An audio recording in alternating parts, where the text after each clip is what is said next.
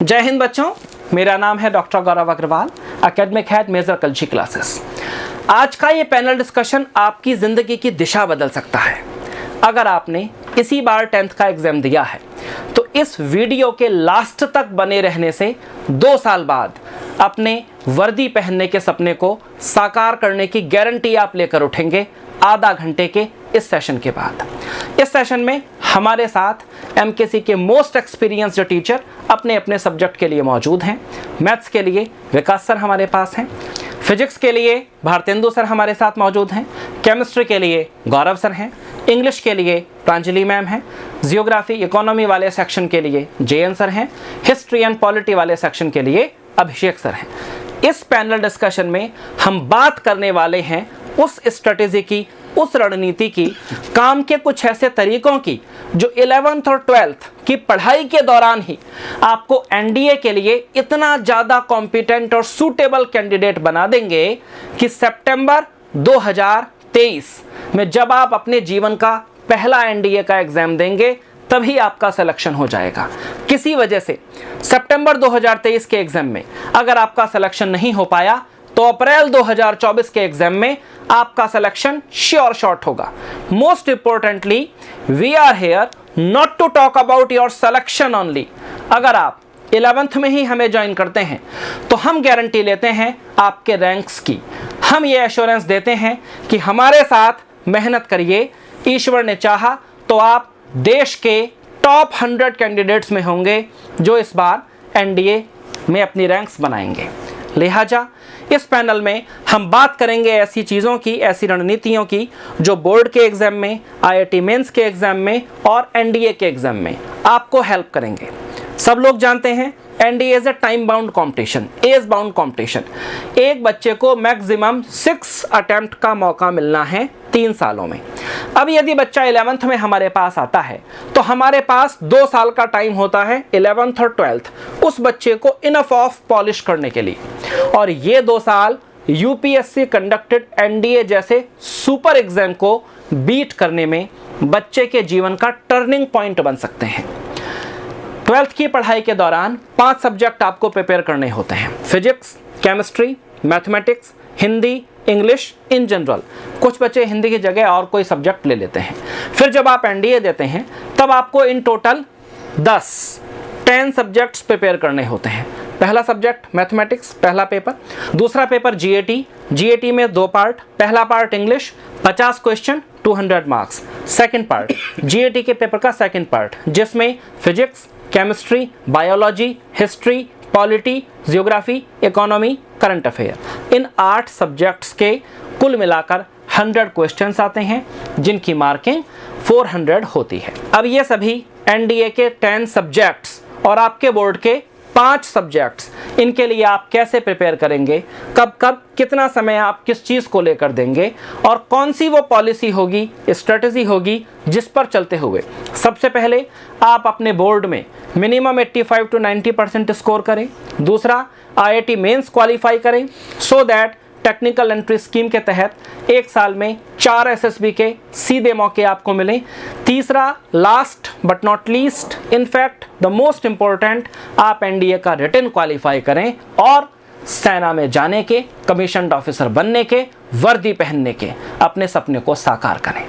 इन सारी स्ट्रेटजीज के बारे में बात करने के लिए first of all I am moving towards Vikas sir for mathematics. He will let us know what will be the panacea strategy to complete all the 3 goals. Vikas sir. Hello student, जय Hind, thank you sir. जैसा कि बच्चे जब 10th पास करते हैं, 10th पास करते हैं और उसके बाद जो टाइम होता है काफ़ी ज़्यादा इंपॉर्टेंट होता है करियर के लिहाज से जी। क्योंकि कुछ बच्चों को जानकारी नहीं होती है कि आगे क्या करना है, क्या नहीं करना है। सबसे बड़ा सर ये लैक ऑफ अवेयरनेस और लैक ऑफ डिसीजन मेकिंग। जी बिल्कुल। 10th के बाद बच्चा सोच ही नहीं पाता उसे कब कितना सही स्टेप उठा लेना चाहिए। और वो मतलब अगर उसका अवेयरनेस नहीं रहती है तो 11th 12th ऐसे निकाल देता है और आगे चल के उसको काफ़ी ज़्यादा परेशानी और सर एनडीए के तो 6 मौकों में से 3 मौके उसके हाथ से चले गए। जी बिल्कुल सर। अब जो 10th पास वाले बच्चे हैं उनके लिए गोल्डन अपॉर्चुनिटी और बहुत ही बेहतरीन टाइम होता है करियर को एक शेप देने के लिए, एक पर्टिकुलर डायरेक्शन में जाने के लिए। जैसे मैं बात करता हूँ 10th के बाद, जैसे यहाँ पर अपॉर्चुनिटी काफ़ी ज़्यादा यहाँ पर आपको मिल जाती हैं। जैसे हम बात करते हैं एनडीए है, जे मेंस वगैरह है, उनकी हम तैयारी कर सकते हैं और साथ में बोर्ड की भी हम यहाँ पर तैयारी कराते हैं। अब एनडीए की जहाँ तक मैं बात करता हूँ तो यहाँ पर आपको एनडीए के साथ साथ बोर्ड की प्रिपरेशन कराई जाती है। सर बहुत बार पेरेंट्स को भी और बच्चों को भी ऐसा लगता है कि ऐसा तो नहीं है 11th के साथ साथ एनडीए की तैयारी करने के चक्कर में उसकी बोर्ड मतलब 11th की प्रिपरेशन बेकार रह जाएगी। नहीं, बिल्कुल ऐसा नहीं होता सर, बिल्कुल ऐसा बिल्कुल नहीं होता। बिल्कुल ऐसा नहीं होता। हम बेसिक से पढ़ाते हैं, बेसिक में उसका बोर्ड कवर हो जाता है सर, और फिर लेवल को हाई लेके चलते हैं तो उसमें उसका एनडीए कवर होता है, फिर जेईई मेंस कवर हो जाता है। अच्छा सर, यही बच्चा अगर 12th के बाद आपके पास आता है तो उसमें तब क्या चीज़ थोड़ा कम रह जाती है, और अगर अभी बच्चा आपके पास आता है वो कैसे बेटर होगा? जी बिल्कुल, देखो होता क्या है कि जब बच्चा 11th करके आता है तो इसका मतलब सिंपल सी बात है कि 11th के जो उसके चैप्टर्स हैं, जो टॉपिक्स हैं, वो काफी वीक होते हैं। और एनडीए का जो एग्जाम होता है करीब 50 to 55 क्वेश्चंस 11th के ही आते हैं सर, और करीब 60-65 जो क्वेश्चंस होते हैं आपके 12th के आते हैं, तो कहीं ना कहीं 50-55 में वो पीछे रह ही जाता है। पीछे रह जाता है। और जब उसका बेसिक कमजोर रहेगा तो 12th उसका इतना अच्छे से हो ही नहीं पाता है। इसका मतलब जब 11th के तुरंत बाद 12th के दौरान बच्चा आपके पास आता है तब बिकॉज उसका 11th वाला पोर्शन वीक है तो वो 120 क्वेश्चंस में से 50-55 क्वेश्चंस में थोड़ा हल्का रह जाता है। और अगर हम एफिशिएंसी की बात करें तो एफिशिएंसी काफ़ी कम निकलती है। और जैसे मान लीजिए हमारे यहाँ पर जो 11th का जो बैच चल रहा है, 11th हम तो ये मान के चलते हैं कि हमारे पास जो बच्चा 11th में एडमिशन लेता है तो हम तो 2 साल के लिए मान के चलते हैं उस बच्चे को। 2 ही साल के लिए होता ही है बच्चा सर। जी बिल्कुल। और ये कंफर्म है कि इस बार जैसे हमने पिछले साल 11th का बैच स्टार्ट किया तो इस बार 100% सितंबर में हमारे सिलेक्शन आने वाले हैं। और 11th में जो बच्चा एडमिशन लेता है फाउंडेशन बैच में, हम सिलेक्शन की गारंटी तो लेते ही हैं, सिलेक्शन तो होगा ही, बट हम टॉप रैंक की गारंटी लेते हैं, हम रैंकर्स की बात करते हैं। अगर बच्चा 11th में आपके पास आ जाता है तो उसकी रैंक की गारंटी ले जाते हैं। रैंक की गारंटी हम लोग लेते हैं। जिस हिसाब से हम यहाँ पर टीचिंग करते हैं, जिस हिसाब से बच्चा यहाँ पर पढ़ता है, अपने डाउट काउंटर पर अपने डाउट्स पूछता है, जो भी उसको परेशानी आती हैं, और इसके साथ साथ हम लोग जेईई मेंस की भी यहाँ पर तैयारी कराते हैं, क्योंकि हम लेवल को, क्योंकि देखो बच्चों ये बात आप लोगों को पता होनी चाहिए कि अगर आप बोर्ड में 70% प्लस स्कोर कर रहे हैं और आईआईटी मेंस में आपकी रैंक अप्रोक्सीमेटली 4.5 लाख के अंदर है तो आपको टेक्निकल एंट्री स्कीम के तहत हर साल 4 मौके सीधे एसएसबी के विदाउट रिटन एग्जाम के मिलने हैं, और हर साल 4 मौके एसएसबी के मिलना अपने आप में बहुत बड़ी बात है जी। और सर ऐसा होता है कि जैसे 11th फाउंडेशन में कोई बच्चा आया जी, तो जैसे कुछ चैप्टर्स होते हैं, कुछ बहुत ही बेसिक चैप्टर्स होते हैं, जैसे इनइक्वालिटी हो गया, इनइक्वालिटीज। हाँ सर, ये 11th का चैप्टर है जी। ये एक ऐसा चैप्टर है, इसको हम 11th 12th तो क्या बोले, वैसे है तो 11th का ही, बट एक ऐसा चैप्टर बहुत ही बेसिक है। जैसे मैथ्स में एडिशन सब्ट्रैक्शन होता है कि अगर आपको एडिशन सब्ट्रैक्शन नहीं आता है तो कहीं ना कहीं आपको प्रॉब्लम, और जबकि एडिशन सब्ट्रैक्शन कोई चैप्टर नहीं होता, अब कोई चैप्टर भी नहीं होता, कुछ बेसिक चीजें होती हैं, जैसे लॉग हो गया, काफी चीजें ऐसी बेसिक चैप्टर्स होते हैं। हाँ, हालांकि इनके सवाल आ जाते हैं, वो बात अलग है, बट ये काफी बेसिक होते हैं जो हर चैप्टर में आपके काम आ सकते हैं। तो इन काफी बेसिक्स पर हम ध्यान देते हैं। और धीरे धीरे मैं तो ये कहूंगा कि 11th वाला बच्चा अगर ये सोच रहा है कि हम बोर्ड का प्रिपरेशन कैसे करें, क्योंकि हम बहुत ही बेसिक से स्टार्ट करते हैं, और करीब एक चैप्टर को कम से कम 10 से 15 दिन में हम खत्म करते हैं। कंप्लीट हम थ्योरी डिलीवर करते हैं, उसके बाद हम कंप्लीट डिस्कशन करते हैं, डाउट्स लेते हैं, प्रीवियस ईयर क्वेश्चन डिस्कस करते हैं। तो हम ये बिल्कुल भी नहीं सोचते हैं कि बच्चा 11th का है कि या 12th पास करके आया है, हम उसको उसी हिसाब से ट्रीट करते हैं कि हमको इसको टॉप रैंक से निकालना है पहले अटेम्प्ट के अंदर, इस हिसाब से। सर बोर्ड में आने वाले मैथ्स और एनडीए में आने वाले मैथ्स, इन दोनों चीजों को आप कैसे देखते हैं? देखो एनडीए में क्या होता है कि हम थोड़ा सा शॉर्ट अप्रोच वगैरह भी बताते हैं बच्चों को, कॉन्सेप्ट तो डिटेल में बताते हैं 11th वाले बच्चे के लिए या 12th वाले बच्चे के लिए। और बोर्ड में क्या होता है, थोड़ा सा उसको एलेबरेट करते हैं चीजों को कि आपको ये स्टेप आपको लिखना ही पड़ेगा, तब जाकर के आपको मार्क्स मिलेंगे। तो हर चीज को हम वहाँ पर एक्सप्लेन करते हैं, कोई बोर्ड में आपको ऐसे करना है और इसमें अगर एनडीए में आता है इस तरीके से आपको तो सर जैसे 11th या 12th के एग्जाम्स के पॉइंट ऑफ व्यू से अगर हम देखें तो वहां बच्चे को डेस्क्रिप्टिव चीजों की जरूरत है, डेरिवेशंस की जरूरत है, जबकि एनडीए में उसका कोई रोल नहीं है। तो क्या यहाँ 11th के बच्चों को जो मैथ्स पढ़ाया जाता है वो डेस्क्रिप्टिव स्टाइल में और डेरिवेशन के थ्रू पढ़ाया जाता है? बिल्कुल, दोनों तरीके से पढ़ाया जाता है सर यहाँ पर। नहीं, हमको भी ये भी याद रखना पड़ता है कि बच्चा डेस्क्रिप्टिव देगा, उसके मार्क्स 12th में 11th में अच्छे आने चाहिए, परसेंटेज भी उसका अच्छा होना चाहिए, एनडीए में टॉप रैंक से सिलेक्शन भी होना चाहिए। तो सारी चीजों का यहाँ पर ध्यान रखा जाता है। और बेसिकली हमारे सिस्टम के अंदर इस तरीके से डिजाइन किया गया है, हर मंथली आपका डेस्क्रिप्टिव तो होता ही है, और उसके बाद हमारा यूनिट टेस्ट भी होता है, और वही बच्चे मॉक टेस्ट भी देते हैं। तो कितना रिफाइन होता है बच्चा, उसको अपनी गलतियों का पता लगता है। मतलब इतने फिल्टर लग जाते हैं 2 साल में बच्चे के साथ कि वो फाइनल एनडीए के एग्जाम तक आते आते एकदम फिल्टर हो चुका होता है। जी बिल्कुल सर, रिफाइन हो चुका होता है। ऑलराइट, तो सर जो प्रैक्टिस बुक यहाँ से दी जाती है उसमें डेस्क्रिप्टिव क्वेश्चन होते हैं कि ऑब्जेक्टिव क्वेश्चन होते हैं? नहीं सर, देखो उसमें क्या होता है, जैसे हमारे यहाँ प्रैक्टिस बुक दी जाती है, वहाँ पर ऑब्जेक्टिव तो होते ही होते हैं और डेस्क्रिप्टिव के लिए थोड़ा सा मिसलेनियस में हम लोग अपनी तरफ से ऐड ऑन कर देते हैं। कुछ अपनी मतलब प्रैक्टिस बुक में दोनों ही टाइप के क्वेश्चंस होते हैं, हम लोग उसमें ऑब्जेक्टिव भी होते हैं और उसमें डिस्क्रिप्टिव भी होते हैं। दोनों चीज़ों का ध्यान रखा जाता है बच्चे के लिए। और इतना कंफर्म है कि जैसे मान लो पिछली बार 11th क्लास में जिन्होंने भी एडमिशन लिया, हमारे फाउंडेशन बच्चे जो चल रहे हैं, इस बार सितंबर में बहुत ही शानदार उनका रिजल्ट आने वाला टॉप रैंक के साथ। मतलब इस बार 4 सितंबर को मेजर कलशी में मिठाइयाँ बटेंगी। जी बिल्कुल ऐसा। Alright, thank you Vikas sir. तो अब तक हम बात कर रहे थे मैथमेटिक्स वाले विकास सर से, जिन्होंने आपको बताया मैथमेटिक्स सब्जेक्ट को लेकर किस तरीके से आपको अपना काम करना होता है ताकि आपका बोर्ड एग्जाम और आपका एनडीए एग्जाम दोनों पर कंट्रोल हो, दोनों में आप अपनी सफलता प्राप्त करें। अब हम चलते हैं फिजिक्स के लिए भारतेंदु सर के पास। सर हमको बताएंगे फिजिक्स जैसा सब्जेक्ट जो एनडीए में ऑल्दो मैथ की तरह हाईएस्ट स्कोरिंग तो ऑफ कोर्स नहीं है, 25 के करीब 25 के करीब क्वेश्चंस आएंगे, will be score of 100 marks, लेकिन आईआईटी मेंस और बोर्ड एग्जाम में फिजिक्स भी उतना ही इंपॉर्टेंट है जितना कि मैथ्स इंपॉर्टेंट है। तो अब भारतेंदु सर आपको गाइड करेंगे फिजिक्स पर आपको क्या और कैसे कितना फोकस करना है। भारतेंदु सर। जय हिंद बच्चों। जैसा कि सर ऐसा एक बच्चों के मन में भावना होती है, बच्चे ऐसा सोचते हैं कि अगर हम फाउंडेशन कर रहे हैं किसी भी चीज़ के लिए तो कहीं हमारा बोर्ड ना गड़बड़ हो जाए जी। ये एक बहुत कॉमन प्रॉब्लम है बच्चों की, या गार्जियन में भी ऐसा है। तो हम लोग क्या करते हैं कि सबसे पहले तो जो बच्चा हमारे यहाँ एडमिशन लेता है तो उनकी क्लासेस जो भी होती हैं तो बोर्ड के हिसाब से जो डेरिवेशन होते हैं या बोर्ड के हिसाब से जो भी कंसेप्ट होते हैं वो सारी चीज़ें हम लोग बताते हैं। उनका जो सब्जेक्टिव पेपर होता है, प्रयास किया जाता है कि क्लास में सब्जेक्टिव उनको पेपर दिया जाए या डीपीपी टाइप का दिया जाए जिससे वो सब्जेक्टिव भी सवाल को बनाए। उसके साथ साथ बोर्ड के हिसाब से जो बोर्ड में जो क्वेश्चन बनाए जाते हैं वो लिखने वाले होते हैं, पूरे बनाए जाते हैं लिख के। हम लोग उनको शॉर्टकट ट्रिक बताते हैं कि कैसे शॉर्टकट बच्चा आराम से उस क्वेश्चन को बना ले। जैसे लेंदी सवाल अगर 1 मिनट लग रहा है तो तुरंत 1 सेकंड में देख करके उस सवाल का आंसर बना ले, ताकि वो बच्चा आसानी से क्वेश्चन को कर ले। तो ये उसके लिए एनडीए में बहुत ज़्यादा फायदेमंद होता है, जेईई मेन में बहुत ज़्यादा फायदेमंद होता है।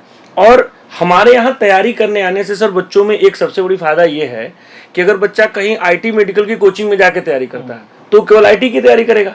हमारे अगर तैयारी करता है तो आईआईटी मेंस की भी तैयारी कर रहा है और साथ में एनडीए की भी तैयारी कर रहा है। तो ये उसके लिए एक ही जगह 3 चीजें उसको मिल रही है। पहला उसको बोर्ड भी मिला, साथ में उसको एनडीए भी मिला, साथ में उसको जेईई मेन भी मिला।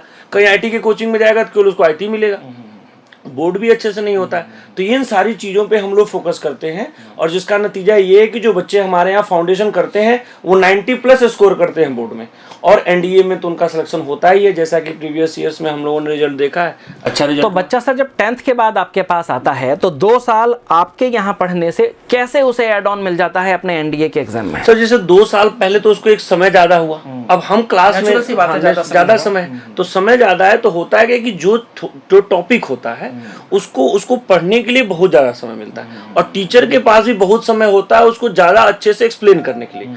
तो वो चीजों का डीप नॉलेज जब गेन कर लेता है तो क्वेश्चन कैसे भी आएंगे एग्जाम में, अगर उसके पास कंसेप्ट होगा, डीप नॉलेज होगा तो आराम से क्वालिफाई कर लेगा, आराम से क्लियर कर लेगा, और इससे उसको ये फायदा होता है कि चीजें उसकी अच्छी हो जाती है।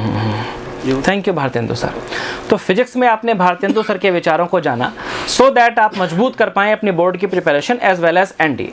अब हम चलते हैं केमिस्ट्री के गौरव सर के पास। गौरव सर हमें बताएंगे कि एनडीए में केमिस्ट्री जिसको एक डमी सब्जेक्ट माना जाता है, लेकिन अगर आप 11th और 12th दोनों साल में उस पर फोकस कर रहे हैं तो ये डमी सब्जेक्ट कैसे आपको न्यूनतम 48-50 नंबर दिला देगा एनडीए में और आपकी रैंक बूस्टअप करने में बेनिफिट होगा, as well as IIT mains जैसा सीरियस कंपटीशन आप क्वालिफाई करके मतलब 4.5 लाख 4 लाख के अंदर रैंक लाएंगे और टेक्निकल एंट्री स्कीम के तहत 1 साल में 4 मौके एसएसबी के पाएंगे। थैंक यू सर एंड जय हिंद बच्चों। देखिए जैसा कि केमिस्ट्री का सवाल है कि ऐसा एक मतलब मिथ बना दिया गया है कि आपको अगर एनडीए की तैयारी करनी है तो आप जो है 11th या 12th पे ज़्यादा फोकस ना करें, क्योंकि केमिस्ट्री जो आती है वो आपकी एप्लीकेबल आती है, 10th बेस्ड आती है। लेकिन जब हम 10th के बाद केमिस्ट्री 11th 12th में उतना डीपली नहीं पढ़ते हैं बच्चों, तो कॉन्सेप्ट जो होता है हमारा साथ ब्रेक हो जाता है बीच में। जैसे हम ये मिथ है कि हमको बोर्ड एग्जाम देना है तो हम 11th पे फोकस नहीं कर पाते हैं और 11th के चैप्टर को हम स्किप करके आगे बढ़ जाते हैं बोर्ड की प्रिपरेशन के लिए। तो होता क्या है कि जैसे 11th में कुछ इंपॉर्टेंट चैप्टर्स हैं जिनसे भी लास्ट ईयर एनडीए में भी क्वेश्चन आए थे। फॉर एग्जाम्पल जैसे मोल कॉन्सेप्ट हो गया तो वहाँ से क्वेश्चन आया था, और क्वेश्चन आईयूपीएससी से भी आया था जो केमिस्ट्री हमारा 11th का लास्ट चैप्टर है। वहाँ से क्वेश्चन जैसे आया था कि कॉन्सेप्चुअल क्वेश्चन आया था, अभी तक हम देखते आ रहे हैं कि क्वेश्चन एकदम स्ट्रेट फॉरवर्ड होते थे। अभी लास्ट टाइम एनडीए में जो क्वेश्चन आया था उसमें ये पूछा गया था सर कि which acid is found in the nettle plant, बिच्छू पौधे में कौन सा अम्ल पाया जाता था। अभी तक तो हम स्ट्रेट फॉरवर्ड जानते थे कि फार्मिक अम्ल पाया जाता था।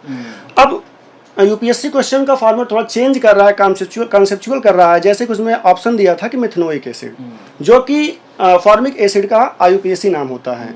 तो अब इस टाइप से जो है यूपीएससी अपने क्वेश्चन के पैटर्न चेंज कर रहा है, कॉन्सेप्चुअल कर रहा है और थोड़ा डीप जाके क्वेश्चन को पुट कर रहा है वहां से। एनडीए के साथ साथ बोर्ड की तैयारी करते हैं और हमारा बोर्ड की तैयारी अच्छी हो जाती है, तो इससे हम क्या होता है कि आईआईटी मेंस क्लियर करके हम टेक्निकल एंट्री स्कीम लेवल पे भी हम आर्मी में जाने को हमको सही बात है सर। बच्चे को एक साल में 4 मौके फ्री एसएसबी के मिलने, मतलब डायरेक्ट एसएसबी के मिलने। और उसमें क्या होता है, केमिस्ट्री आपका रैंक बूस्टर हो जाता है सर। उसमें क्या होता है कि बच्चे मैथ फिजिक्स पे ज्यादा फोकस कर पाते हैं और केमिस्ट्री को ऐसे देखा जाता है तो बच्चे जब 10th के बाद यहाँ आपके पास आते हैं तो क्या आप उन्हें बोर्ड के साथ साथ उनके आईआईटी मेंस के लिए भी तैयार करते हैं? जी सर, श्योर सर। हम बोर्ड के क्वेश्चन के साथ साथ, मतलब प्रीवियस ईयर बोर्ड के क्वेश्चन के साथ साथ मेंस लेवल तक के क्वेश्चन भी आपको क्लासरूम में करवा दिए जाते हैं। तो सर बच्चों के जो टेस्ट लिए जाते हैं वो ऑब्जेक्टिव लिए जाते हैं कि डिस्क्रिप्टिव लिए जाते हैं? सर बच्चों के टेस्ट यहाँ पे दोनों लिए जाते हैं, ऑब्जेक्टिव एंड डिस्क्रिप्टिव बोथ। तो सर जो बच्चों का ऑब्जेक्टिव टेस्ट होता है उसमें जो केमिस्ट्री के क्वेश्चन होते हैं वो एनडीए टाइप के होते हैं कि आईआईटी मेंस टाइप के होते हैं? सर वो जो क्वेश्चन होते हैं केमिस्ट्री के ऑब्जेक्टिव और डिस्क्रिप्टिव दोनों में, वो मेंस को टच करते हुए और एप्लीकेबल क्वेश्चन दिए जाते हैं, सो दैट उसमें से आप प्रोलिफरेट करेंगे, उसमें से क्वेश्चन छांटेंगे तो आपको एप्लीकेशन पोर्शन में एनडीए क्वेश्चन भी मिलते हैं। जैसे फॉर एग्जांपल इलेक्ट्रोकेमिस्ट्री एक ऐसा चैप्टर है, बहुत इंपॉर्टेंट है आपका बोर्ड लेवल पे, आईआईटी मेंस लेवल पे और एनडीए लेवल में भी। जैसे इलेक्ट्रोकेमिस्ट्री से अगर एप्लीकेशन पार्ट आप उठा के देखेंगे तो एनडीए में बहुत ही ज़्यादा इंपॉर्टेंट है। न्यूमेरिकल पोर्शन देखेंगे तो आपका आईआईटी मेंस में बहुत इंपॉर्टेंट है और आप थ्योरेटिकल पोर्शन देखेंगे तो आपके बोर्ड में बहुत ज़्यादा क्वेश्चन उससे आते हैं। हर साल बोर्ड में उस चैप्टर से क्वेश्चन आते हैं, मतलब इस टाइप के। Thank you sir. तो बच्चों अभी तक हम बात कर रहे थे फिजिक्स, केमिस्ट्री, मैथ्स के एक्सपर्ट से। अब हम चलते हैं इंग्लिश के लिए प्रांजलि मैम के पास। इंग्लिश जो कि बोर्ड एग्जाम्स में तो आती ही है, कोई बात ही नहीं है। एनडीए में मैथ्स के बाद दूसरा मोस्ट स्कोरिंग सब्जेक्ट इंग्लिश होता है। भाई हर 6 महीने में होने वाले 900 मार्क्स के एनडीए में इंग्लिश के 50 क्वेश्चंस आते हैं जिनके 200 मार्क्स होते हैं। Second thing, English is a subject that is helpful not only in NDA written exam but also in SSB exam. तो मैम हमें बताएंगी कि बोर्ड की इंग्लिश, एनडीए की इंग्लिश, एसएसबी की इंग्लिश को वो कैसे देखती हैं और यहाँ बैच में उसकी प्रिपरेशन कैसे होती है। Pranjali ma'am. Jain sir actually no doubt कि इंग्लिश 200 मार्क्स गैदर करती है when it comes to NDA, but ये सबसे ज़्यादा अंडररेटेड सब्जेक्ट हो जाता है बच्चों के लिए, क्योंकि बच्चा इंग्लिश पढ़ना नहीं चाहता है। वो अपना पूरा टाइम मैथ्स और फिजिक्स में ही बिता के उसको लगता है कि इंग्लिश हो जाएगा, but ultimately when it comes to result, जब रिजल्ट आता है तो इंग्लिश एक ऐसा सब्जेक्ट हो जाता है जिसमें वो क्वालिफाई नहीं कर पाता और जिसकी वजह से उसका सिलेक्शन रुक जाता है। और उसके अलावा अगर वो इंग्लिश में अच्छी स्कोरिंग कर रहा है तो उसको रैंक बूस्ट करने में बहुत रैंक बूस्ट करने में सबसे ज्यादा सर इंग्लिश एक ऐसा सब्जेक्ट है कि अगर बच्चा 2 घंटे भी पढ़ ले तो वो मैथ्स से ज्यादा स्कोरिंग हो सकती है। No bad effect to maths, but वो मैथ्स से ज़्यादा सच में स्कोरिंग हो सकती है, क्योंकि अल्टीमेटली वो जो वोकैबुलरी पार्ट होता है वो हमारी लेक्सिकन कवर ही करती है। और हम बोलते ही हैं कि अगर आप सिर्फ लेक्सिकन भी लर्न कर लेते हैं तो आपके 30 क्वेश्चंस जो वोकैबुलरी से आते हैं वो कहीं नहीं जाने वाले। उसके अलावा जब बच्चा लिटरेचर में आता है, बच्चा लिटरेचर के चैप्टर्स पढ़ना नहीं चाहता। बट मैम एनडीए में तो लिटरेचर आता ही नहीं है सर, एनडीए में नहीं आता, बट जब 11th और 12th की बात करते हैं तो जो उसमें इंग्लिश लिटरेचर दिया होता है। तो यहाँ अगर बच्चा 10th के बाद आता है तो क्या उसे लिटरेचर के सेपरेट क्लासेस दिए जाते हैं? यस सर, लिटरेचर के सेपरेट क्लासेस दिए जाते हैं, क्योंकि बच्चा चाहता है कि हम लिटरेचर को किसी तरीके से लर्न कर लें, जो कि पॉसिबल नहीं है, क्योंकि वहां पे आपको रटा रटाया कुछ नहीं लिखना होता है। You have to analyse the questions and write it from your own ways. आपको अपने ही तरीके से उस आंसर को लिखना होता है, रादर देन कि आप उसको क्रच करके वहां पे लिखें। So we help them to read the chapters और उसको समझने में बेटर करते हैं, ताकि बच्चा अपने तरीके से आंसर्स क्या कर पाए, लिख पाए। राइट। उसके अलावा बच्चा जो 2 साल होते हैं सर हमारे पास, उसमें हम बच्चे को apart from writing and apart from English, हम लोग उसकी ऑलराउंड डेवलपमेंट में भी काम कर रहे होते हैं। बिकॉज जब वो अपना रिटन निकाल के एसएसबी में जाएगा, वहाँ पे स्पोकन एक बहुत बड़ा रोल प्ले करता है। और क्योंकि बच्चा मैथ्स, फिजिक्स, इंग्लिश की राइटिंग या इन सब में फंसा होता है, he is not being able to very much focus on the spoken part. तो इन 2 साल में हम उसको ये एम्फेसिस कराते हैं कि स्पोकन कितना इंपॉर्टेंट है उसके लिए, और वो इस पर्सनालिटी को भी डेवलप कर सकता है, जो कि उसको SSB के लिए तो मैम जब बच्चा राइट आफ्टर 10th आपके पास आता है, you have 2 years time to teach him. तो क्या इसमें जैसे हम बच्चे को 11th में जब पढ़ा रहे होते हैं तो जो उसका 11th का एनुअल एग्जाम होना है उसके लिए भी बच्चे को इनफ ऑफ प्रिपेयर कर दिया जाता है? सर बिल्कुल प्रिपेयर कर दिया जाता है। लिटरेचर की अलग क्लासेस चल रही हैं, ग्रामर की अलग क्लासेस चल रही हैं, वोकेबलरी एक ऐसा टॉपिक है जो हर जगह पूछा जाएगा, ग्रामर एक ऐसा टॉपिक है जो आपके 11th 12th में भी वही है, बस उसका लेवल थोड़ा ऊपर नीचे हो जाता है। बट हम जब NDA लेवल ही लेके चल रहे हैं तो वो of course 11th 12th qualified ही हो सकता है, उसमें कोई डाउट नहीं। और मैम बच्चों की स्पीकिंग एबिलिटीज को भी सुधारने के लिए कुछ काम किए जाते हैं? Sir spoken English classes morning और इवनिंग में चलती हैं, ऑनलाइन क्लासेस बच्चों को फ्री दी जाती हैं। और सबसे बड़ी बात बच्चों, आपके पास महीने में एक बार हम लोग मॉक SSB का आयोजन करते हैं। Yes, sir. और ये जो मॉक SSB है इसमें आपका बेसिक स्क्रीनिंग टेस्ट, जिसमें एक्चुअली 90% इंपॉर्टेंस इंग्लिश की ही होती है, के आधार पर आपको जज किया जाता है, एवेल्युएट किया जाता है, फिर एडवाइस किया जाता है कि ऐसा करने से ऐसा करके ऐसा हो जाएगा। मैम जो 11th के बच्चे आते हैं क्या उनको मॉक टेस्ट भी अटेंड करना चाहिए? सर बिल्कुल करना चाहिए, क्योंकि जब वो मॉक टेस्ट अटेंड करते हैं तो जब वो फाइनली अपना 12th के बाद जब NDA अटेम्प्ट करने वाले होते हैं तो जो फोबिया होता है एक पेपर का वो ऑलरेडी जा चुका होता है, क्योंकि यहाँ पे इतने ज्यादा मॉक टेस्ट वगैरह वो दे चुके होते हैं, उस लेवल को फेस कर चुके होते हैं कि जब वो UPSC को रियली में फेस करने जा रहे हैं तो उसका कोई प्रेशर नहीं रह जाएगा। क्योंकि अल्टीमेटली MKC UPSC से पहले UPSC की तैयारी और UPSC की तरह का एग्जाम फेस करवाना होता है, जो कि एक प्लस पॉइंट हो जाता है बच्चों की प्रिपरेशन को लेके। और अल्टीमेटली ये सारी चीजें जब स्कोर होती हैं तो बच्चा एक रैंकर बन सकता है इन सारी चीजों को लेके। Thank you ma'am. तो बच्चों आप लोग बात कर रहे थे इंग्लिश वाली प्रांजलि मैम से, इन्होंने आपको बताया कि आप अपने board exam as well as NDA as well as SSB में फेस होने वाली इंग्लिश को कैसे फेस करेंगे। अब हम चलते हैं जियोग्राफी और हिस्ट्री वाले सर्स के पास। जियोग्राफी वाले सर JN सर आपको बताएंगे, डिस्पाइट द फैक्ट कि जियोग्राफी बोर्ड एग्जाम में नहीं आ रही, 11th के होम एग्जाम में नहीं आ रही, आप कैसे उसको पढ़ें, क्यों उसको पढ़ें, ताकि 2 साल बाद होने वाले NDA में वो आपके लिए प्लस पॉइंट हो जाए। JN sir. जय हिंद माय डियर स्टूडेंट्स।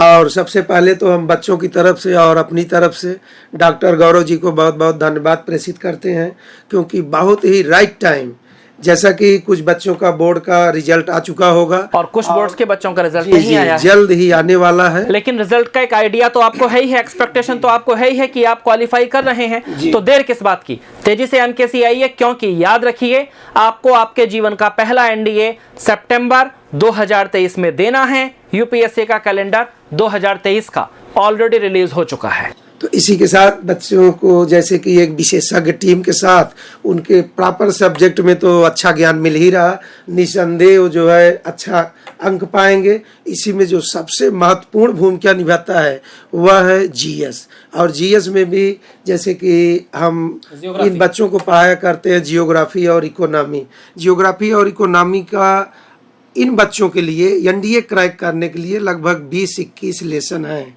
जिसे हम लगभग 10-11 लेसन कवर करते हैं 11th में और 10-11 12th में। जी, शेष बचा हुआ इनको हम 12th में।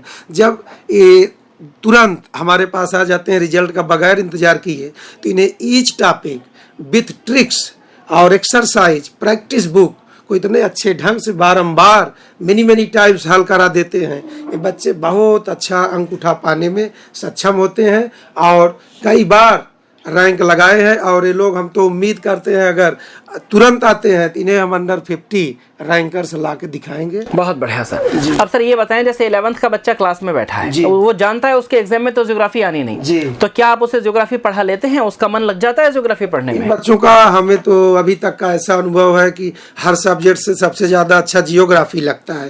कारण ये है कि सारे सब्जेक्ट ये लोग टफ पाते हैं और उसमें हमारा जो सब्जेक्ट है इन्हें एज ए मनोरंजन की तरह काम करता है। तो बच्चों जल्दी आ पाए, बगैर समय खोए, हम आपसे यही रिक्वेस्ट करेंगे और निसंदेह अच्छा से अच्छा रैंक आप पाएंगे। Thank you Jain sir. अंत में हम चलते हैं हिस्ट्री, पॉलिटी और करंट अफेयर वाले सर अभिषेक सर के पास। इनके करंट अफेयर की वीडियोस प्रत्येक संडे को हमारे यूट्यूब चैनल पर जाती हैं, जिन्हें आप निश्चित रूप से देखते भी होंगे और मेरा दावा है कि उससे आपको बेनिफिट भी होता होगा। अभिषेक सर हमको बताएंगे हिस्ट्री, पॉलिटी भी ज्योग्राफी की तरह बोर्ड के एग्जाम में नहीं आती, लेकिन यदि 11th में आप हमारे पास आते हैं तो 2 साल के टाइम में कैसे उसको डिवाइड कर दिया जाता है और फिर कैसे वो सितंबर 2023 में आपकी सफलता का एक मजबूत रास्ता बन जाएगा। अभिषेक सर, सबसे पहले जय हिंद टू एवरीवन। भाई राइट टाइम पे राइट अप्रोच आपके सामने आ जाए। कहा जाता है कि बहुत बड़े आप रणनीतिकार हों और राइट टाइम पे अगर रणनीति ना बनाए तो सब कुछ धरा का धरा रह जाता है। बिल्कुल सही बात है ये क्योंकि सर जिस समय हम लोग 10th पास थे, अगर उस समय हमको 11th में ऐसी गाइडलाइंस मिल गए होते तो आज शायद वर्तमान कुछ और होता। नहीं, लेकिन सर इतना जो भारत में हम लोग प्रोड्यूस कर रहे हैं ना बच्चों को, वो नहीं कर पाते। ये वो तो नहीं स्वर्णिम कर पाते, अवसर ये है। बिल्कुल ये स्वर्णिम अवसर है। हम ये देश के भविष्य को गढ़ रहे हैं, इनको बढ़ा रहे हैं। वो एक बात किसी बच्चे ने पूछी भी थी कि चाणक्य जी ने जब चंद्रगुप्त मौर्य को शिक्षा दी तो कुछ बच्चे उपद्रवी टाइप के होते हैं, उन्होंने पूछ लिया होगा उनके टाइम पीरियड में कि भाई आप ही राजा क्यों नहीं बन गए? तो कहे मैं राजा अकेले बनता तो एक ही राजा बनता, अब मैं राजा बना रहा हूँ तो कई सारे राजाओं को मैं जन्म दूंगा। तो ये सबसे बड़ी बात है और गुरुजनों का सानिध्य आपको मिलेगा। जैसा कि आपने हमारी टीम से कंसल्ट किया, अभी आपने मैथ्स में देखा, फिजिक्स में देखा और इसके साथ केमिस्ट्री में देखा और इंग्लिश में देखा, ज्योग्राफी में भी सर ने आपको काफ़ी सारी चीज़ें बताई। मैं एक चीज़ आपसे बताऊं कि सिलेबस जो होता है जीएस का थोड़ा सा ब्रॉड होता है अन्य सब्जेक्ट के कंपेयर में, और जीएस तो ऐसा इंपॉर्टेंट है कि आप सड़क ट्रेन पे भी चल रहे हैं ना तो सबसे पहले जीएस की ही जरूरत पड़ेगी। लैटिट्यूड लॉन्गिट्यूड हुआ ना तो ये जीएस का ही पार्ट है। किसी चीज के बारे में जहां पे आप रहते हैं वहां का कोई प्रोडक्ट होगा, पर्टिकुलर होगा, कुछ ना कुछ एग्जाम में उससे रिलेटेड आएगा। पर्टिकुलर किसी स्टेट की कैपिटल ना, टेरिटरी कहाँ, कब वो नया राज्य बना जिस राज्य के आप रहने वाले हैं तो कहाँ बताया जाएगा बेटा, पॉलिटी में बताएगा। इसीलिए जब हमारे यहाँ आप 11th में आते हैं ना तो 11th में पहले सबसे इंपॉर्टेंट चीज जो कि इंटरेस्टिंग है, पॉलिटी पढ़ाते हैं। पॉलिटी में आपको जितने भी टॉपिक्स हैं बेहतर तरीके से पढ़ाए जाएंगे, उनकी एक्सरसाइज कराई जाएगी और इन डिटेल, क्योंकि 2 साल पहले हम आपको, भारत में बच्चा तैयारी कब करेगा पूरा ओवरऑल 10+2 के बाद, और हम आपको 2 साल पहले बुला रहे हैं। इसका मतलब क्या है, दुनिया से हम आगे चले जा रहे हैं। मतलब भारत में जितने भी बच्चे डिफेंस के लिए तैयारी कर रहे हैं उनसे आप 2 साल आगे हो। तो सही बात है सर। आपकी रैंक। अभिषेक सर, जैसा कि आप भी जानते हैं, बाकी सारे टीचर्स भी जानते हैं, Major Kalchi classes the first institute of India to introduce foundation classes for NDA. Yes sir. वरना फाउंडेशन क्लासेस केवल आईआईटी और नीट जैसे कॉम्पिटिशंस का रुतबा मानी जाती थी सर, और हमें इस चीज के बहुत सफल परिणाम भी मिले हैं। 11th और 12th में जब बच्चे हमारे पास पढ़ के जाते हैं तो सर जीवन के पहले अटेम्प्ट में 16.5 साल की उम्र में हम बच्चे को एनडीए ज्वाइन करवा देते हैं, और वो बच्चा 19.5 में वहां से अपनी ट्रेनिंग पूरी करके निकल जाता है। 20 साल का बच्चा वर्किंग लेफ्टिनेंट हो जाता है। तो यही बच्चा आगे चल के कभी ना कभी जनरल बनेगा सर। और अगर हम लोगों के जीवन रहते ही हमारा यह सपना साकार हुआ कि हमारी क्लास में बैठा बच्चा जनरल बना तो हम लोगों की उम्र कम से कम 2-2 साल बिल्कुल और बढ़ जाएगी। और मैक्स प्रोबेबिलिटी अगर मैं बात करता हूं तो सर एनडीए का क्वालिफाइड ही बच्चा जनरल बनता भी है। मैक्सिमम अगर प्रोबेबिलिटी, सर मैक्सिमम प्रोबेबिलिटी वाली बात ही नहीं है, तरीका ही वो है। एनडीए का ही क्वालिफाइड बच्चा जनरल बनेगा। तो बिल्कुल देखिए सर ने आपको एक बहुत बड़ी बात बताई। तो आपका अगर सपना है, स्वर्णिम है सपना, तो उसको जरूर साकार करें। मैं बात कर रहा था हिस्ट्री पॉलिटी की।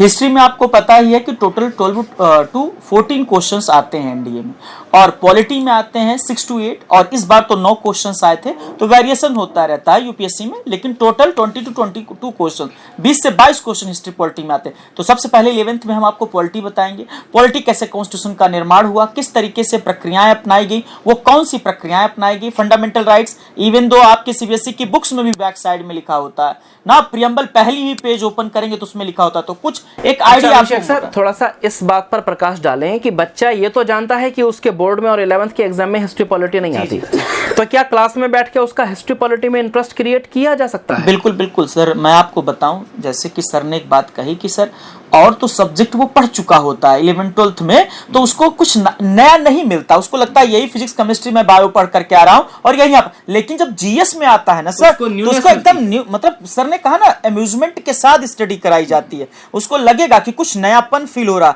तो ये 2 सब्जेक्ट जो है ना, हिस्ट्री पॉलिटी ज्योग्राफी इकोनॉमी, ये इनके लिए एक बूस्टर का काम करते हैं। अच्छा सर, ये भी बताएं, कुछ पेरेंट्स को लगता है कि बच्चे को घर से बाहर भेजने के लिए 11th क्लास का बच्चा अभी बड़ा छोटा है जी जी, और वो कंफर्टेबल नहीं होते अपने बच्चे को अपने घर से हमारे यहाँ भेजकर हॉस्टल में रखवाकर पढ़ाई करवाने में। इस टॉपिक पर आपका क्या सोच है? सर मैं आपको बताऊं, बेहतर शिक्षा अगर आप देखेंगे सदियों से भी तो हमेशा घर से दूर ही ले पाया है बच्चा। घर में कोई भी महापुरुष नहीं पैदा हुआ है और न बन पाएगा अगर पैदा हुआ है। उसको शिक्षा हमेशा घर से दूर ही जाना पड़ेगा लेने। और गुरु परंपरा आप देख लीजिए, वर्तमान में भी परंपरा देख लीजिए। क्या आपके घर के ही पास क्या IIT थोड़ी स्टेब्लिश की जाएगी सर? और इसी कॉन्सेप्ट पर सर IIT एम्स जैसे जो इंस्टीट्यूट्स होते हैं ये 100% रेजिडेंशियल होते हैं। जी, इसीलिए इसी कॉन्सेप्ट पे तो उसी पे हम लोग वर्क कर रहे हैं। और ये जो होम सिकनेस वाला है ना इशू, वो आपको बिगाड़ देगा। आप घर से बाहर निकलिए, ये बच्चों को कमजोर बना देगा, बिल्कुल कमजोर। आफ्टर ऑल बाज का बच्चा जब पैदा होता है तो उसके माँ बाप उसे बादलों में छोड़ देते हैं और वहां से नीचे तक जमीन पर गिरने से पहले वो उड़ना सीख जाता है। अगर उसको वहां छोड़ा ही ना जाए तो वो तो कभी उड़ना सीखे ही ना। और यही स्किल बाज के तब तक काम आती है कि जब उसकी एक्सपायरी एज आ रही होती है तो वो पहाड़ों पर चला जाता है और जिस तरीके से उसने उड़ना सीखा था फिर उसी तरीके से वो अपनी चोंच और अपने पंजों का रिक्रिएशन करता है। क्योंकि अपने कंफर्ट जोन से बाहर निकले बिना आज तक दुनिया में किसी को बड़ी सफलता नहीं मिली। जैसा कि अभिषेक सर ने अभी कहा, घर पे रहकर कोई महान नहीं बना। जब तक मनुष्य घर नहीं छोड़ता है, अपने कंफर्ट जोन से नहीं निकलता है बाहर, तब तक उसका ईजीनेस खत्म नहीं होता। इजीनेस खत्म नहीं हुए बिना हार्डवर्क नहीं होता और हार्डवर्क हुए बिना ग्रेटनेस नहीं आती। तो जितने भी पेरेंट्स ये सोचते हैं कि 11th का बच्चा is too young to send him to Major Kalchi classes, they must know कि सबसे पहली बात, हमारे हॉस्टल्स में बच्चे को होम सिकनेस की प्रॉब्लम नहीं हो सकती। We do provide home like ambience. दूसरी बात, सबसे बड़ी बात, जितनी जल्दी बच्चा हमारे पास आ जाएगा उतनी ही जल्दी हम उसका सिलेक्शन करवा पाएंगे। After all NDA is an age based competition। बच्चे को मैक्सिमम 6 चांस मिलने हैं। तो हमारे सारे एक्सपर्ट्स, हमारा सारा पैनल आपको बताया कि क्यों आप 10th के राइट आफ्टर हमारे पास आ जाएं। याद रखिए, 10th के right after you are going to take most important step of your career. तो डोंट डिले, जितनी जल्दी हो सकता है इलाहाबाद आइए। 11th फाउंडेशन के बैचेज शुरू हो चुके हैं।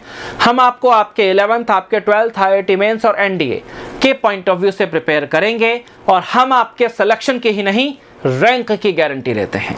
पैनल में आज के लिए इतना काफ़ी है। हम लोग मिलेंगे अब आपसे सीधे ऑफलाइन क्लास में। तब तक के लिए जय हिंद। जय हिंद।